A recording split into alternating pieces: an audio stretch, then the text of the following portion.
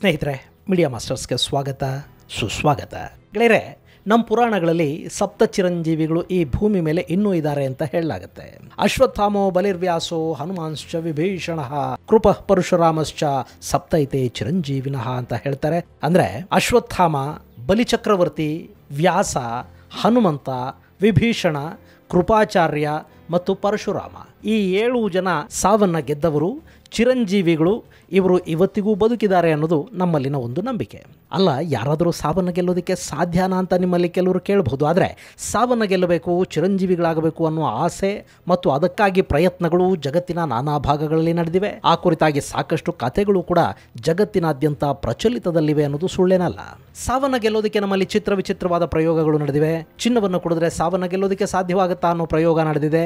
ನಿದ್ದೆ ಬಿಟ್ಟು ಸಾವನ್ನು ಗೆಲ್ಲುವ ಪ್ರಯತ್ನದ ಕಥೆಯೊಂದು ಕೇಳಿ ಬರುತ್ತೆ. ಹಾಗಂತ ಇದೆಲ್ಲವನ್ನು ಮಾಡಿದ್ದು ಭಾರತೀಯರಲ್ಲ, ಬದಲಾಗಿ ಪಶ್ಚಿಮದ ದೇಶಗಳು ಹಾಗೂ ಇವತ್ತು ಮುಂದುವರೆದ ದೇಶಗಳು ಅಂತ ಕರೆಸ್ಕೊಳ್ತಾ ಇರೋ ಜಾಗಗಳಲ್ಲಿ ನಡೆದ ಪ್ರಯೋಗಗಳಿವು. ಹಾಗಾದರೆ ಜಗತ್ತಿನಾದ್ಯಂತ ಚಿರಂಜೀವಿಗಳಾಗೋದಕ್ಕೆ ಯಾರ್ಯಾರು ಯಾವ್ಯಾವ ಪ್ರಯತ್ನಗಳನ್ನು ಮಾಡಿದ್ರು, ಅದಕ್ಕೆ ಏನೆಲ್ಲ ಸಾಹಸವನ್ನು ಮಾಡ್ತಾ ಹೋದ್ರು, ಆ ಬಗ್ಗೆ ನಮ್ಮಲ್ಲಿ ಪ್ರಚಲಿತದಲ್ಲಿರೋ ಕಥೆಗಳೇನು ಅನ್ನೋ ಬಗ್ಗೆ ಒಂದಷ್ಟು ಮಾಹಿತಿಯನ್ನು ನಾವಿಲ್ಲಿ ನೋಡೋ ಪ್ರಯತ್ನವನ್ನು ಮಾಡೋಣ.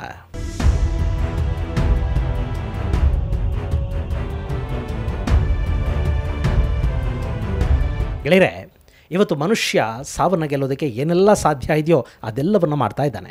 ನಾವು ನಮ್ಮ ಆರೋಗ್ಯ ವಲಯವನ್ನು ಉತ್ತಮಪಡಿಸ್ಕೊಳ್ಳೋದ್ರ ಮೂಲಕ ಸಾವನ್ನು ಗೆಲ್ಲೋದಕ್ಕಾಗದೇ ಇದ್ರೂ ಅಟ್ಲೀಸ್ಟ್ ಮುಂದಕ್ಕೆ ಹಾಕೋದನ್ನು ಕಲ್ತಿದ್ದೀವಿ. ಈ ಹಿಂದೆ ಸಾಮಾನ್ಯ ಭಾರತೀಯರ ಸರಾಸರಿ ಆಯಸ್ಸು ಬರೀ 35 ವರ್ಷ ಅನ್ನೋ ಹಾಗಿತ್ತು. ಆದರೆ ಈಗ ಅದು 67.7 ವರ್ಷಕ್ಕೆ ಏರಿಕೆಯಾಗಿದೆ. ಇದು ವೈದ್ಯಕೀಯ ಲೋಕದಲ್ಲಾಗಿರುವ ಬದಲಾವಣೆಗಳಿಗೊಂದು ಚಿಕ್ಕ ನಿದರ್ಶನ. ಇನ್ನು ಮಾನವರನ್ನು ಚಿರಂಜೀವಿ ಮಾಡೋದಕ್ಕೆ ಕೂಡ ಸಾಕಷ್ಟು ಸಂಶೋಧನೆಗಳು ಇವತ್ತಿಗೂ ನಡೀತಲೇ ಇವೆ. ಗೆಳೆಯರೆ, ಸಾವೇ ಇಲ್ಲದ ಹಾಗೆ ಬದುಕೋದಿದೆ ನೋಡಿ, ಅದು ವರ ಅಲ್ಲ, ಅದೊಂಥರ ಶಾಪ. ಅಷ್ಟು ವರ್ಷ ಬದುಕಿದ್ದು ನಾವು ಮಾಡೋದೇನು? ದೇಹದ ಅಂಗಾಂಗಗಳೆಲ್ಲ ಜೀರ್ಣಗೊಂಡ ಸ್ಥಿತಿಯಲ್ಲಿ ಇದೇನು ಮಾಡ್ತೀರಿ? ಇನ್ನು ಎಷ್ಟು ವರ್ಷ ಅಂತ ಒಂದೇ ದೇಹದಲ್ಲಿ ಬದುಕೋದು ಬೇಸರ ಆಗೋದಿಲ್ವೇ? ಸಾವು ಒಂಥರ ವರ. ಆದರೆ ಮನುಷ್ಯ ಹೇಗಪ್ಪ ಅಂದರೆ, ಇದ್ದುದೆಲ್ಲವ ಬಿಟ್ಟು ಇರೋದುದರೆಡೆಗೆ ತುಡಿಯುವುದೇ ಜೀವನ ಅಂತಾರಲ್ಲ, ಹಾಗೆ ಅವನು ಇರೋದನ್ನೆಲ್ಲ ಬಿಟ್ಟು ಇಲ್ಲದೆ ಇರೋದನ್ನು ಹುಡುಕೊಂಡು ಹೊರಡ್ತಾನೆ. ಹಾಗೆ ಅನ್ವೇಷಣೆ ಮಾಡೋದ್ರಲ್ಲಿ ಒಂದು ಮಜಾ ಇರುತ್ತೆ, ಒಂದು ಥ್ರಿಲ್ ಇರುತ್ತೆ. ಅದನ್ನು ಎಂಜಾಯ್ ಮಾಡ್ತಾ ಮನುಷ್ಯ ಹೋಗ್ಬಿಡ್ತಾನೆ. ಸಾವನ್ನ ಗೆಲ್ಲೋ ಪ್ರಯತ್ನ ಕೂಡ ನಮ್ಮಲ್ಲಾಗಿರೋದು ಹಾಗೇನೆ. ಇಂಥ ಪ್ರಯತ್ನ ಶತಮಾನಗಳ ಹಿಂದಿನಿಂದಲೂ ನಡೀತಾ ಇದೆ. ಅದರಲ್ಲಿ ಜನ ಚಿರಂಜೀವಿಗಳಾಗೋದಕ್ಕೆ ಬಳಸಿದ್ರು ಅಂತ ಹೇಳಲಾದ 5 ಪ್ರಯೋಗಗಳ ಕಥೆಯನ್ನ ನಾನಿಲ್ಲಿ ನಿಮಗೆ ಹೇಳೋ ಪ್ರಯತ್ನವನ್ನು ಮಾಡ್ತೀನಿ.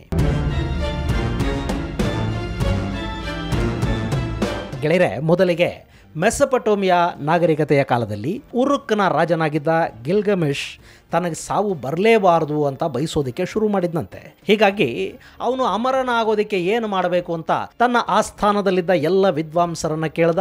ತನ್ನ ದೇಶದಲ್ಲಿ ಜ್ಞಾನಿಗಳು ಅಂತ ಯಾರೆಲ್ಲ ಅನ್ನಿಸ್ಕೊಂಡಿದ್ರು ಅವರನ್ನು ಕೂಡ ಕರೆಸ್ಕೊಂಡು ಸಾವಿಲ್ಲದ ಹಾಗೆ ಬದುಕು ಬಿಡೋದಕ್ಕೆ, ಚಿರಂಜೀವಿ ಆಗೋದಕ್ಕೆ ಏನು ಮಾಡಬೇಕು ಅಂತ ಅವರನ್ನು ಕೇಳ್ದ.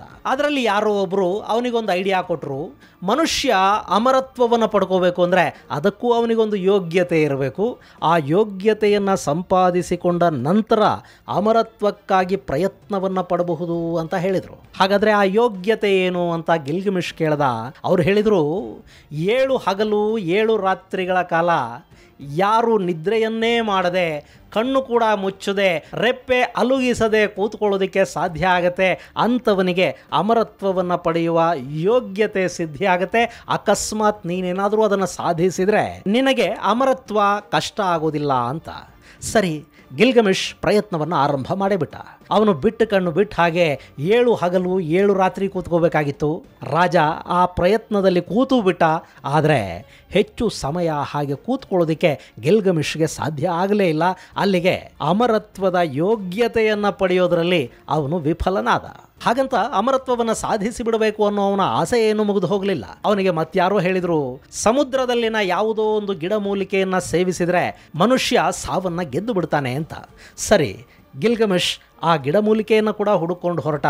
ಅವನಿಗೆ ಸಮುದ್ರದ ಆಳದಲ್ಲಿ ಅವ್ರು ಯಾರೋ ಹೇಳಿದ ಮೂಲಿಕೆ ಸಿಗ್ತಂತೆ.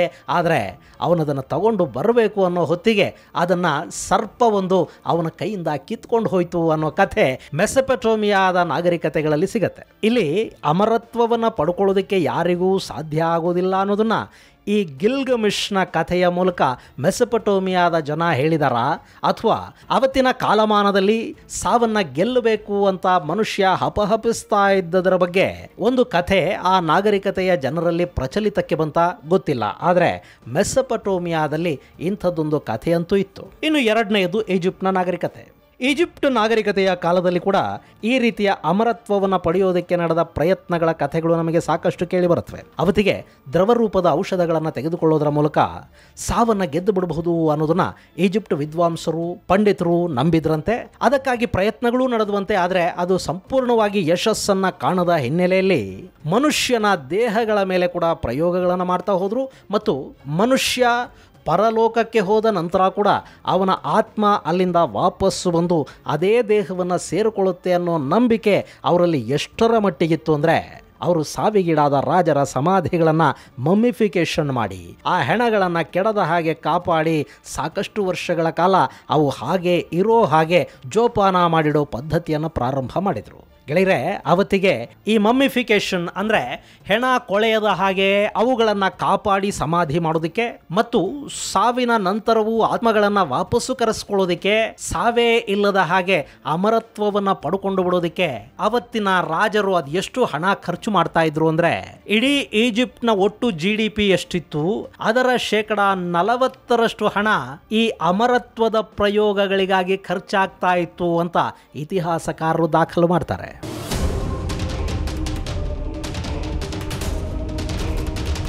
ಇನ್ನು ಅಮರನಾಗುವ ವಿಷಯದಲ್ಲಿ ಚೈನಾದ ಸಾಮ್ರಾಟರು ಕೂಡ ಹಿಂದೆ ಬಿದ್ದಿರಲಿಲ್ಲ. ಅವರಿಗೂ ಅಂತಹ ಸಾಕಷ್ಟು ಆಸೆಗಳಿತ್ತು. ಕ್ರಿಸ್ತಪೂರ್ವ 221ರಲ್ಲಿ ಚೈನಾನ ಒಗ್ಗೂಡಿಸಿದ್ದ ಕಿನ್ ಸಾಮ್ರಾಜ್ಯದ ಸಾಮ್ರಾಟ ಕಿನ್ ಶಿ ಹುಯಾಂಗ್ ತಾನು ಸಾಯಲೇಬಾರದು ಅಂತ ನಿರ್ಧಾರ ಮಾಡ್ತಾನೆ. ಹೀಗಾಗಿ ಅವನು ರಸವಿದ್ಯಾ ಪಾರಂಗತರನ್ನ, ಪಾರಂಪರಿಕ ವೈದ್ಯರನ್ನ, ಆಯುರ್ವೇದ ಪಂಡಿತರನ್ನೆಲ್ಲ ತನ್ನ ಜೊತೆಯಲ್ಲೇ ಇಟ್ಟುಕೊಂಡು ಅವನಿಗೆ ಯಾವ ಕಾಯಿಲೆಯೂ ಬಾರದ ಹಾಗೆ ನೋಡ್ಕೊಳ್ಳೋದಕ್ಕೆ, ಸಾವು ಅನ್ನೋದು ಅವನ ಬಳಿಗೆ ಸುಳಿಯದ ಹಾಗೆ ನೋಡ್ಕೊಳ್ಳೋ ಪ್ರಯತ್ನವನ್ನು ಮಾಡಿದ್ದ ಅಂತ ಇತಿಹಾಸಕಾರರು ಹೇಳ್ತಾರೆ. ಆದರೆ ದುರಂತ ಏನು ಗೊತ್ತಾ, ಈ ಕಿನ್ ಶಿ ಹುಯಾಂಗ್ ತನ್ನ 49ನೇ ವಯಸ್ಸಿಗೆ ಸಾವನ್ನಪ್ಪುತ್ತಾನೆ. ಯಾರು ಸಾವನ್ನ ಗೆಲ್ಲಬೇಕು ಅಂತ ಅಂದ್ಕೊಂಡಿರ್ತಾನೋ ಅವನು ಅರ್ಧ ವಯಸ್ಸನ್ನು ನೋಡೋ ಮೊದಲೇ ಸತ್ತು ಹೋಗ್ತಾನೆ. ಹಾಗೆ ಅವನು ಸಾವನ್ನಪ್ಪಿದ ಸಹಸ್ರಾರು ವರ್ಷಗಳ ನಂತರ ಅವನ ದೇಹವನ್ನ ಚೈನಾದ ಇತಿಹಾಸಕಾರರು ಪತ್ತೆ ಮಾಡ್ತಾರೆ. ಅದನ್ನು ಪರೀಕ್ಷೆಗೂ ಒಳಪಡಿಸ್ತಾರೆ. ಆಗ ಗೊತ್ತಾದ ಅಂಶ ಏನು ಅಂದ್ರೆ ಅವನ ದೇಹದಲ್ಲಿ ಭಾರಿ ಪ್ರಮಾಣದ ಪಾದರಸ ಕಂಡು ಬಂತಂತೆ. ಅಂದ್ರೆ ಅಮರನಾಗುವ ಪ್ರಯತ್ನದಲ್ಲಿ ಆ ಸಾಮ್ರಾಟ ಅತ್ಯಧಿಕ ಪ್ರಮಾಣದ ಪಾದರಸವನ್ನ ಸೇವಿಸಿರುವ ಸಾಧ್ಯತೆ ಇದೆ ಅಂತ ಸಂಶೋಧಕರು ಹೇಳ್ತಾರೆ. ಇವನ್ ಹಾಗೆ ಚೈನಾದಲ್ಲಿ ಅಮರನಾಗೋದಕ್ಕೆ ಮತ್ತೊಂದು ವಿಚಿತ್ರ ಪದ್ಧತಿಯ ಬಳಕೆ ಕೂಡ ಇತ್ತಂತೆ. ಅದನ್ನು ಚೈನಾದ ಜನ ಈಜಿಪ್ಟ್ನಿಂದ ಕಲ್ತಿದ್ರು ಅನ್ನೋ ಮಾಹಿತಿಗಳು ಕೂಡ ನಮಗೆ ಸಿಗುತ್ತವೆ. ಅದೇನು ಅಂದರೆ, ಈ ಚಿನ್ನ ಇದೆಯಲ್ಲ, ನಾವು ಒಡವೆಗಳನ್ನು ಮಾಡಿ ಹಾಕೋತೀವಲ್ಲ, ಆ ಚಿನ್ನ ಅಲ್ಲ, ಅದಕ್ಕಿಂತಲೂ ಶುದ್ಧ, ಶ್ರೇಷ್ಠ, ಪ್ಯೂರ್ ಚಿನ್ನ, ಅಪರಂಜಿ ಚಿನ್ನ ಇದೆಯಲ್ಲ, ಅದನ್ನು ದೇಹಕ್ಕೆ ಸೇವನೆ ಮಾಡಿದರೆ ಅಮರತ್ವ ಬರುತ್ತೆ ಅನ್ನೋ ನಂಬಿಕೆ ಅಲ್ಲಿ ಯಾವ ಪ್ರಮಾಣದಲ್ಲಿತ್ತು ಅಂದರೆ, ನಾವಿವತ್ತು ಬೆಳ್ಳಿ ಮತ್ತು ಚಿನ್ನದ ಹಾಳೆಗಳನ್ನು ನೋಡ್ತೀವಲ್ವಾ, ಆ ಥರದ ಹಾಳೆಗಳನ್ನು ಸಿದ್ಧಪಡಿಸಿ ಅದನ್ನು ಆಹಾರದ ಜೊತೆ ಸೇವಿಸುವ ಪದ್ಧತಿಯನ್ನು ಚೈನಾದ ಶ್ರೀಮಂತರು ಪ್ರಾರಂಭ ಮಾಡಿದ್ರಂತೆ. ಗೆಳೆಯರೆ, ಶಕಪೂರ್ವ 2000ಕ್ಕೂ ಮೊದಲು ಚೈನಾದ ಆಲ್ಕಮಿಸ್ಟ್ ಅಂದರೆ ರಸವಿದ್ಯಾ ಪಂಡಿತ ವೈ ಬೊಯಾಂಗ್ ಅನ್ನೋನು ಪ್ರತಿನಿತ್ಯ ಸಣ್ಣ ಪ್ರಮಾಣದಲ್ಲಿ ಚಿನ್ನವನ್ನು ದೇಹಕ್ಕೆ ಸೇರಿಸ್ತಾ ಹೋದರೆ ಮನುಷ್ಯನಿಗೆ ಸಾವು ಬೇಗ ಬರೋದಿಲ್ಲ, ಅವನು ಅಮರನಾಗುವ ಸಾಧ್ಯತೆ ಇದೆ ಅಂತ ಹೇಳ್ತಲೇ ಇದ್ದಂತೆ. ಹೀಗಾಗಿ ಅವತ್ತಿಗೆ ಒಂದಷ್ಟು ರಾಜರು, ಶ್ರೀಮಂತರು ಚಿನ್ನವನ್ನು ಕರಗಿಸಿ ಅದನ್ನು ತಮ್ಮ ಆಹಾರದ ಜೊತೆ ಬೆರೆಸ್ಕೊಂಡು ತಿನ್ನೋದಕ್ಕೆ, ಕುಡಿಯೋದಕ್ಕೆ ಶುರು ಮಾಡಿದ್ರಂತೆ. ಇಲ್ಲಿ ಮತ್ತೊಂದು ಮಹತ್ವದ ವಿಷಯ ಏನು ಗೊತ್ತಾ, 16ನೇ ಶತಮಾನದಲ್ಲಿ ಫ್ರಾನ್ಸ್ ಅನ್ನ ಆಳ್ವಿಕೆ ಮಾಡ್ತಾ ಇದ್ದ 2ನೇ ಹೆನ್ರಿಯ ಹೆಂಡತಿ ಡೆಪೋಯ್ಟಿಸ್ ಚಿನ್ನವನ್ನ ತಿಂತಾ ಇದ್ಲಂತೆ. ಆಕೆ ಸಾವನ್ನಪ್ಪಿದಾಗ ಆಕೆಗೆ 66 ವರ್ಷ ವಯಸ್ಸಾಗಿತ್ತು. ಅಷ್ಟರಲ್ಲಾಗಲೇ ಸಾಕಷ್ಟು ಪ್ರಮಾಣದ ಚಿನ್ನ ಆಕೆಯ ದೇಹವನ್ನು ಸೇರಿತ್ತಂತೆ. ಅವಳ ದೇಹ ಇತ್ತೀಚೆಗೆ ಫ್ರಾನ್ಸ್ ಅಲ್ಲಿ ಸಿಕ್ಕಿತ್ತು. ಆ ಶವವನ್ನು ಪರೀಕ್ಷೆ ಮಾಡಿದಾಗ ಅದರಲ್ಲಿ ಸಾಮಾನ್ಯ ಮಟ್ಟಕ್ಕಿಂತಲೂ ಸುಮಾರು 500 ಪಟ್ಟು ಅಧಿಕ ಪ್ರಮಾಣದ ಚಿನ್ನದ ಅಂಶ ಕಂಡು ಬಂತು ಅಂತ ಹೇಳ್ತಾರೆ. ಆದರೆ ಆಕೆ ತಿಂದ ಚಿನ್ನ ಅವಳನ್ನು ಅಮರಳನ್ನಾಗಿ ಮಾಡಲಿಲ್ಲ, ಬದಲಿಗೆ ಆಕೆಯ ರಕ್ತವನ್ನು ಸೇರಿ ಪಾಪ ಇನ್ನಷ್ಟು ದಿನ ಬದುಕುವವಳನ್ನು ಕೂಡ ಬೇಗ ಕೊಂದು ಹಾಕ್ತು ಅಂತ ಕಾಣುತ್ತೆ. ಇದೆಲ್ಲ ಕ್ರಿಸ್ತ ಹುಟ್ಟೋದಕ್ಕೂ ಮೊದಲು ಶಕಪೂರ್ವದ ಕಥೆಗಳಾದವು. ಆದರೆ ಇತ್ತೀಚೆಗೆ ರೋಮ್ ಅಲ್ಲಿ ಪೋಪ್ ಒಬ್ಬರನ್ನ ಅಮರರನ್ನಾಗಿಸುವ ನಿಟ್ಟಲ್ಲಿ ಒಂದು ವಿಚಿತ್ರವಾದ ಟ್ರೀಟ್ಮೆಂಟ್ ಕೊಟ್ರಂತೆ. ನಿಮಗೆ ಕನ್ನಡದಲ್ಲೊಂದು ನೀಲಾಂಬರಿ ಅನ್ನೋ ಸಿನಿಮಾ ಬಂತು, ನೆನಪಿದ್ಯಾ? ಅದರಲ್ಲಿ ಮಾಟಗಾತಿಯೊಬ್ಬಳು ತನ್ನ ದೇಹವನ್ನು ಮುಪ್ಪಿಲ್ಲದ ಹಾಗೆ ನೋಡ್ಕೊಳ್ಳೋದಕ್ಕೆ ಬೇರೆ ಬೇರೆ ಮಹಿಳೆಯರನ್ನ ಬಲಿ ಕೊಟ್ಟು ಅವರ ದೇಹದಲ್ಲಿನ ರಕ್ತವನ್ನ ತನ್ನ ದೇಹಕ್ಕೆ ಸೇರಿಸ್ಕೊಳ್ತಾ ಇರ್ತಾಳೆ. ಆ ದೃಶ್ಯಗಳು ಸ್ವಲ್ಪ ಅತಿರೇಕ, ವಿಚಿತ್ರ ಅಂತ ನಮಗನ್ಸಿದ್ರು ಕೂಡ ಅಂಥದ್ದೊಂದು ಪ್ರಯತ್ನ 1492ರ ಸುಮಾರಿಗೆ ನಡೆದಿತ್ತು ಅನ್ನೋದು ಇತಿಹಾಸದ ಪುಟಗಳಲ್ಲಿ ದಾಖಲಾಗಿದೆ. ಅವತ್ತಿಗೆ ಕ್ರೈಸ್ತರ ಸರ್ವೋಚ್ಚ ಗುರು ಅನ್ನಿಸ್ಕೊಳ್ತಾ ಇದ್ದ 8ನೇ ಪೋಪ್ ಇನ್ನೋಸೆಂಟ್ಗೆ ಲಕ್ವಾ ಹೊಡಿತಂತೆ. ಆಗ ಆತನನ್ನು ಉಳಿಸ್ಕೊಳ್ಳೋದಕ್ಕೆ ರೋಮ್ನಲ್ಲಿದ್ದ ಪ್ರಖ್ಯಾತ ಪಂಡಿತರು ಪೋಪ್ ದೇಹಕ್ಕೆ ಯುವಕರ ರಕ್ತವನ್ನು ವರ್ಗಾಯಿಸಿಬಿಟ್ರೆ ಆತ ಯೌವನವನ್ನು ಪಡ್ಕೊಂಡು ಬಿಡ್ತಾನೆ, ಆತನ ರೋಗ ವಾಸಿಯಾಗಿಬಿಡುತ್ತೆ ಅಂತ ಹೇಳಿದ್ರಂತೆ.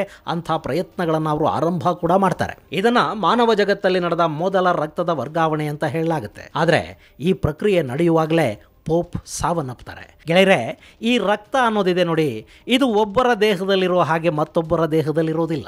ನನ್ನ ರಕ್ತ ಅನ್ನೋ ಕೆಂಪೆ, ನಿನ್ನ ರಕ್ತ ಅನ್ನೋ ಕೆಂಪೆ ಅಂತ ಹೇಳಿ ಸಿನಿಮಾಗಳಲ್ಲಿ ಹೇಳೋದಕ್ಕೆ, ನಾಟಕಗಳಲ್ಲಿ ಡೈಲಾಗ್ ಹೊಡೆಯೋದಕ್ಕೆ ಚೆನ್ನಾಗಿರುತ್ತೆ ಹೊರತು ಎಲ್ಲರ ರಕ್ತನೂ ಖಂಡಿತ ಒಂದೇ ಅಲ್ಲ. ಒಬ್ಬೊಬ್ಬರ ದೇಹದಲ್ಲಿ ಒಂದೊಂದು ಗುಂಪಿನ ರಕ್ತ ಇರುತ್ತೆ. ಒಂದು ರಕ್ತ ಮತ್ತೊಂದು ರಕ್ತದ ಜೊತೆ ಸಾಮಾನ್ಯವಾಗಿ ಬೆರೆಯೋದಿಲ್ಲ. ರಕ್ತದ ಗುಂಪು ಯಾವುದು ಅನ್ನೋದನ್ನು ಅರ್ಥ ಮಾಡ್ಕೊಳ್ಳೋದೆ ರಕ್ತವನ್ನು ಒಬ್ಬರಿಂದ ಮತ್ತೊಬ್ಬರಿಗೆ ವರ್ಗಾವಣೆ ಮಾಡಿದರೆ ಅದರಿಂದ ಜೀವ ಉಳಿಯೋದಿಲ್ಲ, ಜೀವ ಅಳಿಯುತ್ತೆ. ಪಾಪ ಪೋಪ್ ವಿಷಯದಲ್ಲಿ ಕೂಡ ಆಗಿದ್ದದೇನೆ. ಅವತ್ತಿಗೆ ಬ್ಲಡ್ ಗ್ರೂಪುಗಳ ಬಗ್ಗೆ ಇನ್ನೂ ಗೊತ್ತಿರಲಿಲ್ಲ. ಬ್ಲಡ್ ಸರ್ಕ್ಯುಲೇಷನ್ ಹೇಗಾಗುತ್ತೆ ಅನ್ನೋದ್ರ ಬಗ್ಗೆ ಕೂಡ ಸರಿಯಾದ ರೀತಿಯ ಅಧ್ಯಯನಗಳು ನಡೆದಿರಲಿಲ್ಲ.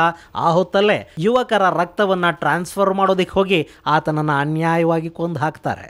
ಗೆಳೆಯರೆ, ಇವತ್ತು ಕೆಲ ಕಾರ್ಯಕ್ರಮಗಳಲ್ಲಿ ನೀವು ನೋಡ್ತಾ ಇರ್ತೀರಿ, ವೀಲ್ ಚೇರ್ ಅಲ್ಲಿ ಬರ್ತಾರೆ, ಅಲಲೋಯ ಅಂದ ಕೂಡಲೇ ಅವರು ಹಂಗೆ ಎದ್ದು ನಡೆಯೋದಕ್ಕೆ ಶುರು ಮಾಡಿಬಿಡ್ತಾರೆ. ಇಂಥ ಕ್ರೈಸ್ತ ವೈದ್ಯರು ಪಾಪ 8ನೇ ಪೋಪ್ ಇನ್ನೋಸೆಂಟ್ ಕಾಲದಲ್ಲಿ ಇರಲಿಲ್ಲ ಅನ್ಸುತ್ತೆ. ಹೀಗಾಗಿ ರಕ್ತ ವರ್ಗಾವಣೆ ಮಾಡೋದಕ್ಕೆ ಹೋಗಿ ಪೋಪನ ಕಳ್ಕೋಬೇಕಾಗಿ ಬಂತು.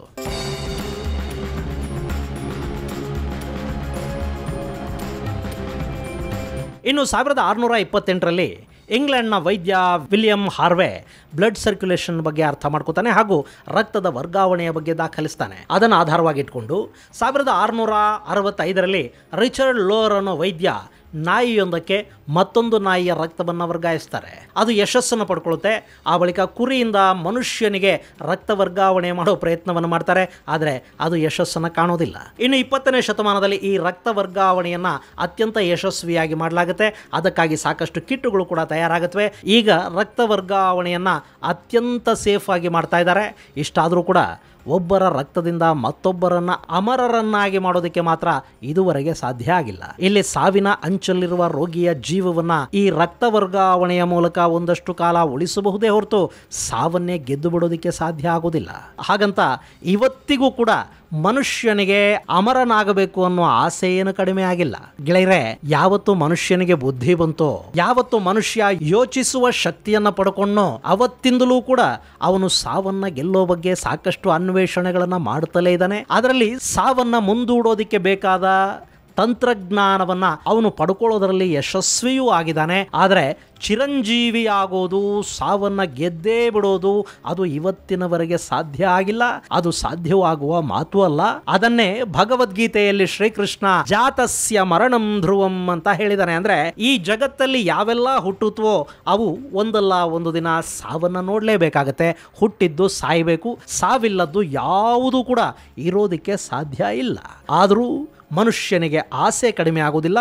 ಅವನು ಹುಡುಕುತ್ತಲೇ ಇರ್ತಾನೆ. ಅವನ ಹುಡುಕಾಟ ಹೀಗೆ ಮುಂದುವರಿತಾ ಹೋಗಲಿ. ಇದು ಗೆಳೆಯರೆ, ಅಮರತ್ವವನ್ನು ಪಡೆಯೋದಕ್ಕೆ ನಡೆದ ಪ್ರಯೋಗಗಳ ಕುರಿತಾದ ಒಂದಷ್ಟು ಮಾಹಿತಿ. ಮುಂದಿನ ಸಂಚಿಕೆಯಲ್ಲಿ ಮತ್ತಷ್ಟು ವಿಶೇಷಗಳ ಜೊತೆ ಮತ್ತೆ ಭೇಟಿಯಾಗೋಣ. ಅಲ್ಲಿವರೆಗೆ ಜೈ ಹಿಂದ್, ಜೈ ಕರ್ನಾಟಕ.